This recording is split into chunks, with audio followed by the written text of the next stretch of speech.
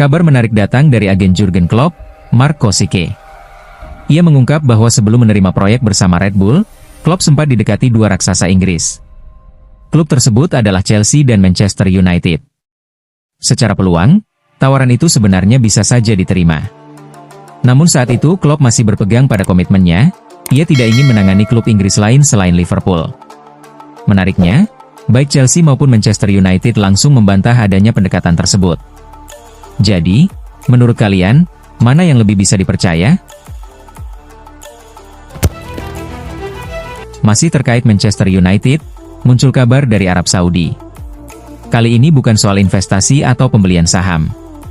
Saudi Pro League justru ingin mengundang United menggelar tur pramusim 2026 di sana. Mereka bahkan siap menggelontorkan dana sekitar 18 juta pound sterling jika seluruh agenda pramusim dilakukan di Arab Saudi, lengkap dengan laga uji coba melawan klub-klub besar kawasan tersebut. Beralih ke London, Bukayo Saka akhirnya resmi menandatangani kontrak baru bersama Arsenal. Kesepakatan sebenarnya sudah tercapai sejak bulan lalu, tetapi baru sekarang diresmikan. Winger andalan itu dikabarkan memperpanjang masa bakti hingga 2031 dengan kenaikan gaji signifikan, mencapai sekitar 406.000 pound per pekan, menjadikannya pemain dengan bayaran tertinggi di skuad Arsenal saat ini. Chelsea juga dikabarkan tengah berburu bek berpengalaman Premier League. Nama Murillo dari Nottingham Forest menjadi target utama.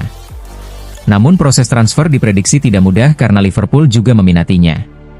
Chelsea tetap optimistis dalam perburuan ini, meski nilai transfer yang diminta Forest masih belum jelas. Menjelang Ramadan, Premier League kembali menerapkan kebijakan jeda singkat di tengah pertandingan agar pemain muslim dapat berbuka puasa. Aturan ini bukan hal baru karena sudah diberlakukan secara konsisten sejak 2021, seiring meningkatnya jumlah pemain muslim di Liga. Di Liga Champions, insiden tidak menyenangkan terjadi dalam laga Real Madrid melawan Benfica.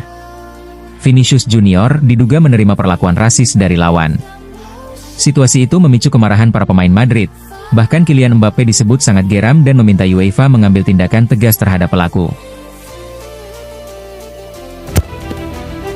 Masih dari Madrid, klub ibu kota SP, Anyol itu disebut sedang mencari winger muda dengan profil mirip Lamine Yamal.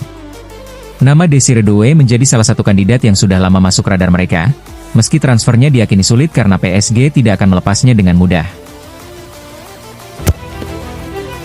Barcelona masih berusaha mencari solusi untuk mendatangkan Marcus Rashford. Dalam negosiasi, Manchester United disebut membuka kemungkinan barter dengan Alejandro Balde. Jika skema itu terjadi, Rashford bisa saja pindah tanpa biaya transfer langsung. Menurut kalian, siapa yang bakal lebih diuntungkan? Di Italia, Juventus mengalami kekalahan telak 5-2 dari Galatasaray pada leg pertama playoff Liga Champions. Bermain di kandang sendiri, Galatasaray tampil dominan dengan 22 tembakan. Victor Osimhen juga menjadi sorotan setelah mengungkap pengalaman pahitnya di Napoli. Ia mengaku merasa diperlakukan tidak adil, bahkan mengalami penghinaan rasis, hingga akhirnya memutuskan ingin hengkang. Dari Prancis, Ousmane Dembélé kembali dihantui cedera. Ia harus ditarik keluar hanya 26 menit saat menghadapi AS Monaco.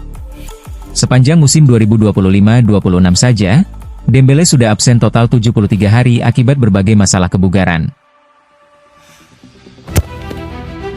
Di Marseille, Mehdi Benatia yang sempat dikabarkan mundur justru dipastikan tetap menjabat sebagai direktur olahraga hingga akhir musim setelah dibujuk manajemen klub.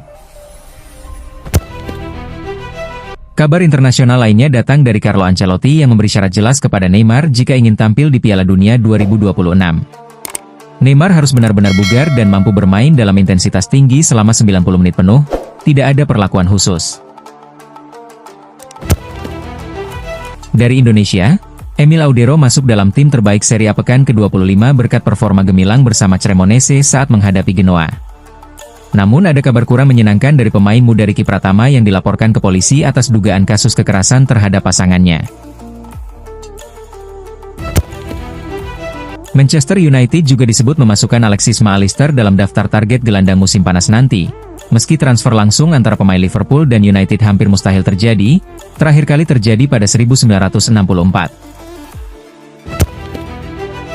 Di Piala FA, Manchester City akan menghadapi Newcastle United dalam laga yang berpotensi menjadi ajang balas dendam Newcastle setelah sebelumnya kalah di semifinal Carabao Cup.